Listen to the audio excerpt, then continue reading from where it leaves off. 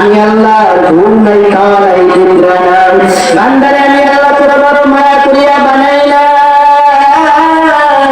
বান্দা করে আমি বড় দয়া করিয়া বানাইলাম আরে মুসলমান হইলাম আপনি আমি মুসলমান হইয়া কিভাবে মাওলার সঙ্গে নাফরমানি করি একটু আপনি আমি চিন্তা করিয়া দেখেন আরে মাওলা আপনার আমার এত আপন মালিকের ডাক দাও মালিকের ডাক দাও আমার মাওলা তোমাকে আরে আমার মাওলা তোমার মাফ করিয়া দিতে পারে মালিকের একটু মহব্বত করিয়া ডাকো আমার মাওলা তোমার মাফ করিয়া দিতে পারে মাওলারে আমরা ডাকতে জানি না কেমনে মালিক আমাদের ডাকে সাড়া দিবে মালিককে একটু বেশি পরিমাণ ডাকবো সকাল সন্ধ্যা জিকির করবেন আর বলবেন আল্লাহ তোমার গোলাম হাজির হয়ে গেছে মালিককে একটু ডাকো আর ডাকো আর বলবো আল্লাহ তোমার গোলাম তোমার দরজায় হাজির আল্লাহ আমার জীবনের গুনাহ মাফ করে দাও বাগান দুনিয়ার পাগল হইয়া কোনো লাভ নাই লাভ নাই তোমার আমার দুনিয়া ছাড়তে হবে আমি দুনিয়া ছেড়ে চলে যাইব এই দুনিয়া যখনই ছাড়তে হবে পাগল হইয়া কোনো লাভ নাই তোমার আমার মৃত্যু হইয়া যাইবে তোমার আমার এই 5 মিনিট ঘরের ভিতর রাখবে না তোমার আমার ঘর থেকে বাহির করবে এইবার তোমার আমার অন্ধকার কবরে রাখবে এইবার হিসাব মিলে দেখো তুমি অন্ধকার কবরে একা কবরের মধ্যে আর কেউ নাই কবরের মধ্যে আমি একা কবরের ডানে মাটি বামেও মাটি সামনেও মাটি পেছনেও মাটি সুবহানাল্লাহ আলহামদুলিল্লাহ আল্লাহু আকবার বা মালিকের প্রশংসা করে ওই মজমাটা এত দামি আল্লাহ পাক রব্বুল আলামিনের আসমানে যখন এই আওয়াজটা চলে যায় বান্দা সুবহানাল্লাহ আলহামদুলিল্লাহ এই আওয়াজগুলো যখন দেয় আল্লাহ পাক রব্বুল আলামিন বলে ফেরেশতা দেখো কোথা থেকে এই সুবহানাল্লাহ আলহামদুলিল্লাহ আল্লাহু আকবার আওয়াজটা আসে আল্লাহ পাক রব্বুল আলামিন ফেরেশতাদেরকে পাঠিয়ে দেয় একদল ফেরেশতা ডানে একদল ফেরেশতা বামে একদল ফেরেশতা একার দিকে চারদিকে ফেরেশতারা ছড়ায় যায় কোথায় আল্লাহ জিকির হইতেছে কোথায় তিনি কথা হইতেছে ফেরেশতারা ঘুরতে এসে দেখে এই মুন্সিবাড়ি একটা দামি মজমা বের হইল এই মজমার ভিতরে আল্লাহর বান্দারা মালিকের জিকির করে সুবহানাল্লাহ আলহামদুলিল্লাহ বলে কোরআন হাদিসের আলোচনা শুনে এই ফেরেশতারা তাদের নামগুলো নোটিশ কইরা আল্লাহ পাক রব্বুল আলামিনের কাছে নিয়ে যায় ডাক দিয়ে বলে মালিক তোমার অমুক বান্দা ওই মজমায় বসে আছে যে আল্লাহ বলে হে বান্দা ওরা কিসের জন্য বসে আছে বলে আল্লাহ ওরা বসে আছে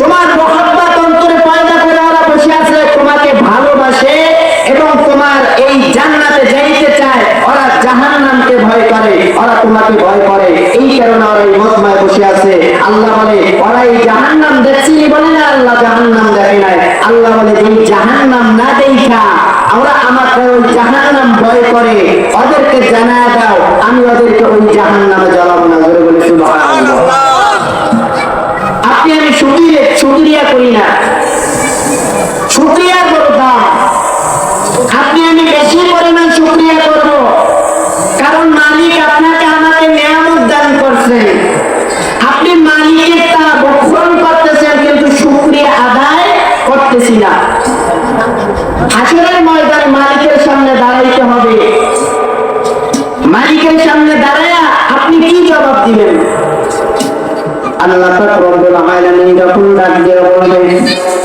আরে বান্দা আমি তোকে নিয়ামত দিছিলাম নিয়ামত ভক্ষণ করলি রে বান্দা আমার নিয়ামত খাইছি রে বান্দা কিন্তু বান্দা আমি আল্লাহ দরবারে শুকরিয়া করলি না রে বান্দা কেন আমার নিয়ামত খাওয়ার পর শুকরিয়া করলি না হাসরের ময়দানে আল্লাহর সামনে দাঁড়ায় কেমনে মালিকের সামনে দাঁড়ায় তখন কি উত্তর দিবেন এই শুধু তোমার মুসলমান আল্লাহকে চিনে মালিককে চিনে এইবার অন্ধকার কবরে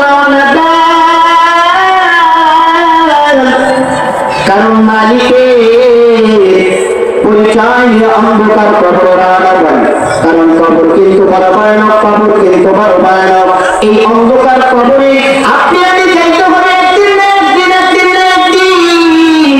অন্ধকার কবরে আপনার আমার যাইতে হবে। কেউ চিরজীবন থাকতে পারবো না, কেউ চিরজীবন থাকতে পারবো না।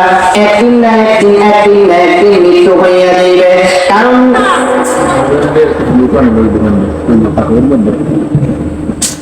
কারণ চিরজীবন কেউ থাকতে পারবো না। ওই কবরের ভয়, অন্ধকার ভয় আপনার আমার মধ্যে নাই। অন্ধকারের কবরের ভয় মালিকের মহব্বত যদি অন্তরের মধ্যে থাকতো, আজকে দোকানে পয়সার রাস্তাঘাটে ঘুরতে পারতাম না। আজকে দোকানে ঘোরাফেরা করতেছি, মালিকের মহব্বত নাই।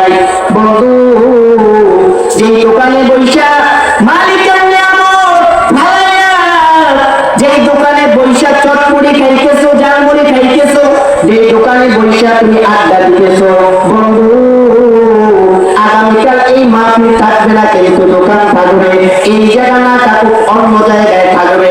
আগামীকাল তুমি ওই ফুচকা খাইতে পারবা, চটমুড়ি খাইতে পারবা, আর তুমি জালমুড়ি খাইতে পারবা, কিন্তু এত সুন্দর একটা জান্নাতের বাগান আগামীকাল পারিবা। যারা রাস্তাঘাটে ঘোরাফেরা করতেছেন, অনুরোধ করবো, আরে যুবক, এ মুরব্বী, তুমি কিসের জন্য এখনো মালিকের পাগল হইতে পারো নাই? তোমার দাড়িগুলো তো পাইকার হবে মুরব্বী। তোমার এখনো কি মাওলার ভয় অন্তরের মধ্যে নাই? তোমার কি মৃত্যুর ভয় এখনো অন্তরের মধ্যে নাই রে মুরব্বী? এর যুবক করে কোন দুনিয়ার পাগল হইলা রে যুবক? তুমি কি দেখো না তোমার মতো কত যুবক মোটরসাইকেল অ্যাক্সিডেন্ট হয়ে দুনিয়া থেকে বিদায় যায়? তুমি কয়দিন বাঁচবা চিন্তা করছো? আমি 5 বছর, 7 বছর, 20 বছর, 30 বছর, 70 বছর বাঁচবো। না না, দুনিয়ায় আসা সিরিয়াল আছে, যাওয়ার কোনো সিরিয়াল নাই। দুনিয়া এমন একটা দুনিয়া,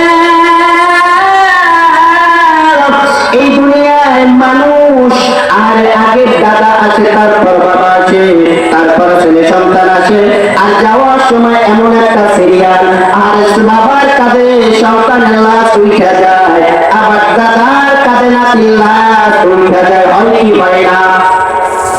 এই সব তোমার দুনিয়ার পাগল হইয়া কোনো লাভ নাই। কার পাগল?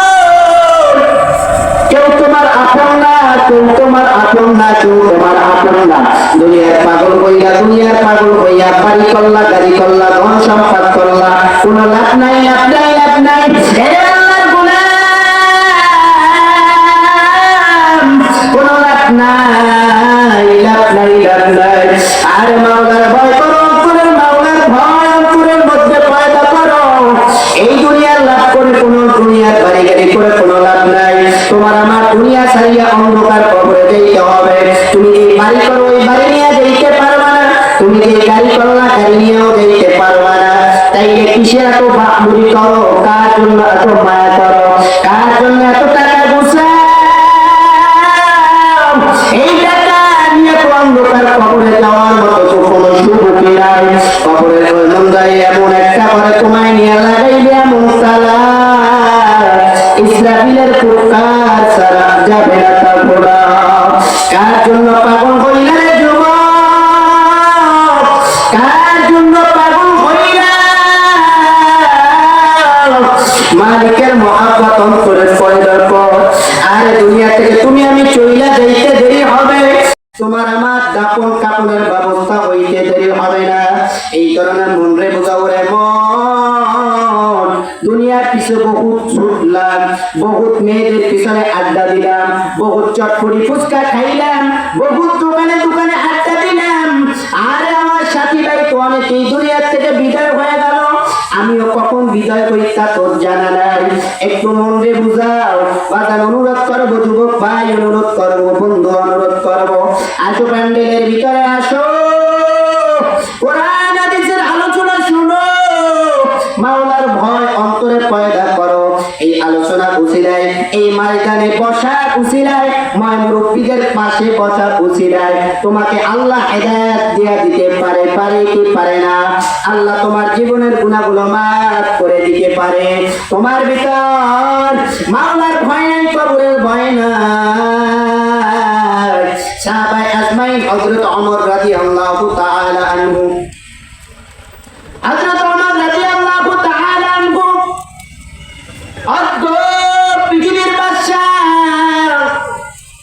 পৃথিবীর বাদশা ওমর, যে ওমর আল্লাহর রাসূল, যে ওমরকে দুনিয়ার ভিতর জান্নাতের সার্টিফিকেট দিয়ে গেল। আমার ওমর জান্নাতি, দুনিয়ার ভিতর সার্টিফিকেট পাওয়া সাহাবী ওমর। এই হযরত ওমর কেমন ভাবে মাওলাকে ভয় করত, এই অর্ধ পৃথিবীর বাদশা হযরত ওমর এত পরিমাণ মাওলার ভয় অন্তরের মধ্যে ছিল। হযরত ওমর কাঁদতে কাঁদতে কাঁদতে কাঁদতে কাঁদতে কাঁদতে হযরত ওমরের চোখের ভিতর কালো একটা দাগ পইড়া গেছে। মাওলার ভয়, জাহান্নামের ভয়। হযরত ওমর কাঁদতে কাঁদতে চোখের ভিতর কালো দাগ পড়িয়া যায়। হযরত ওমর রাদিয়াল্লাহু তাআলা আনহু এই কালো দাগ পড়ার পর হযরত ওমর রাজ দরবারে বসে সৈন্যরা ডাক দিয়ে বলে, আমিরুল মুমিনিন, আপনি রাজ দরবারে বসেন, আপনি অর্ধ পৃথিবীর বাদশা, আপনার চোখের ভিতর কালো দাগ, এটা ভালো দেখায় না, এটা ভালো দেখায় না। আমিরুল মুমিনিন, আপনি কবিরাজ দেখান, আপনি ওষুধ লাগান, আপনার এই চোখের দাগ ভালো হইয়া যাইবে। হযরত ওমর ডাক দিয়ে বলে, সৈন্যরা রে, আমিও জানি আমি যদি ওষুধ লাগাই আমার চোখের দাগ ভালো হইয়া যাইবে, কিন্তু সৈন্য তোমরা জানো নি আমি ওষুধ লাগাইলে আমার চোখের দাগ ভালো হইয়া যাইবে। কিন্তু হাসরের ময়দানে আল্লাহ যদি ডাক দিয়া বলে, ওমর তোমাকে অর্ধ পৃথিবীর বাদশা বানাইছিলাম, তোমাকে এই খলিফা বানাইয়া তোমাকে ইহুদির ঘরে জন্মগ্রহণ করছিলাম, তোমাকে মুসলমান বানাইলাম, অর্ধ পৃথিবীর বাদশা বানাইলাম, অর্ধ পৃথিবীর দায়িত্ব তোমার কাছে দিলাম। এই ওমর এত বড় দায়িত্ব পাওয়ার পর আমি আল্লাহর জন্য কি দিয়া আসছো? তখন আমি আমার মালিকের সামনে কি জবাব দিব? আমি যদি বলি আল্লাহ তোমার জন্য নামাজ নিয়ে আনছি, আল্লাহ যদি বলে ওমর তোমার ওই নামাজ আমি আল্লাহর দরবারে কবুল হয় নাই, আমি ওমর তখন কি জবাব দিব? আমি তখন আল্লাহর কাছে কি বলবো? আমি তখন ডাক দিয়া বলবো, আল্লাহ আমি ওমর তোমার জন্য কিছু নিয়ে আসতে পারি নাই, কিন্তু আল্লাহ আমি ওমর তোমার জন্য এতটুকু জিনিস নিয়ে আনছি। ও দয়ার মালিক, আমি ওমর কাঁদতে কাঁদতে কাঁদতে কাঁদতে আমার চোখের ভিতর দাগ পড়ায় ফেলাইছি, কারণ আমি যেই কান্না কাঁদছি তোমার ভয়, তোমার জাহান্নামের ভয়। হাসরের ময়দানে যদি আল্লাহর মাকামে এই উসিলা দিয়ে আমি ওমর মাপ পাইতে পারি, তাহলে আমি ওমর সারা পাইয়া যাব, তাহলে আমি ওমর জান্নাতে যাইতে পারবো। আল্লাহর বান্দারা কবরে জাতি, আরে মুসলমান ইমানদার আল্লাহর গোলাম, একটু চিন্তা ভাবনা করিয়া দেখো, অর্থপীঠের বাদশা হওয়ার পর যদি মাওলার ভয়ে কাঁদতে কাঁদতে কাঁদতে কাঁদতে চোখের পানি ফলাইতে ফলাইতে আর চোখের ভিতর কালো দাগ পড়ায় ফলাইতে পারে, কিন্তু তোমার আমার তাহলে কি করা দরকার? বাজার মাওলারে চিনিয়া মাওলারে নিয়া কবরে যাও। আমার মাওলা বলে, বান্দা তুই আমাকে ডাকতে দেরি হয়, আমি আল্লাহ তোর ডাকে সারা দিতে দেরি হয় না। এ বান্দা তুই আমাকে যখন ডাক দাও, আমি বান্দা তখন তোর ডাকে সঙ্গে সঙ্গে সারা দিয়ে দেই, কারণ আমি আল্লাহ দয়ার, আমি আল্লাহ মায়ার, আমি আল্লাহ লা তাখুযুহু সিনাতুন ওয়ালা নাওম, আমি আল্লাহর ঘুম নাই, খাওয়া নাই, নিদ্রা নাই। বান্দারে আমি আল্লাহ তোর বড় মায়া করিয়া বানাইলাম, বান্দা করে আমি বড় দয়া করিয়া বানাইলাম। আরে মুসলমান হইলাম, আপনি আমি মুসলমান হইয়া কিভাবে মাওলার সঙ্গে নাফরমানি করি একটু আপনি আমি চিন্তা করিয়া দেখেন। আরে মাওলা আপনার আমার এত আপন, মালিকের ডাক দাও, মালিকের ডাক দাও, আমার মাওলা তোমাকে, আরে আমার মাওলা তোমার মাফ করিয়া দিতে পারে। মালিকের একটু মহব্বত করিয়া ডাকো, আমার মাওলা তোমার মাফ করিয়া দিতে পারে। মাওলারে আমরা ডাকতে জানি না, কেমনে মালিক আমাদের ডাকে সাড়া দিবে? মালিককে একটু বেশি পরিমাণ ডাকবেন, সকাল সন্ধ্যা জিকির করবেন আর বলবেন আল্লাহ তোমার গোলাম হাজির হয়ে গেছে। মালিককে একটু ডাকো আর কাঁদো আর বলো আল্লাহ তোমার গোলাম তোমার দরজায় হাজির। আল্লাহ আমার জীবনের গুনাহ মাফ করে দাও। বাগান দুনিয়ার পাগল হইয়া কোনো লাভ নাই, লাভ নাই, লাভ নাই। তোমার আমার দুনিয়া ছাড়তে হবে, আমি দুনিয়া ছাড়িয়া চলে যাইব। এই দুনিয়া যখনই ছাড়তে হবে, পাগল হইয়া কোনো লাভ নাই। তোমার আমার মৃত্যু হইয়া যাইবে। তোমার আমার এই 5 মিনিট ঘরের ভিতর রাখবে না, তোমার আমার ঘর থেকে বাহির করবে। এইবার তোমার আমার অন্ধকার কবরে রাখবে। এইবার হিসাব মিলাইয়া দেখো তুমি অন্ধকার কবরে একা, কবরের মধ্যে আর কেউ নাই। কবরের মধ্যে আমি একা, কবরের ডানে মাটি, বামেও মাটি, সামনেও মাটি, পেছনেও মাটি। আরে কবরের মধ্যে সাপ বিচ্ছু, ওই কবরের মধ্যে কেমনে একা থাকবা? দুনিয়ার গরম সহ্য করতে পারো না, ওই কবর ডানে বামে মাটি, উপরে মাটির চাপা, কেমনে গরম সহ্য করবা? আল্লাহর বান্দা মালিকের দরবারে তওবা করো, মালিকের দরবারে তওবা করিয়া মাফ চাও, মালিকের হুকুম মানো, 5 ওয়াক্ত নামাজ পড়ো।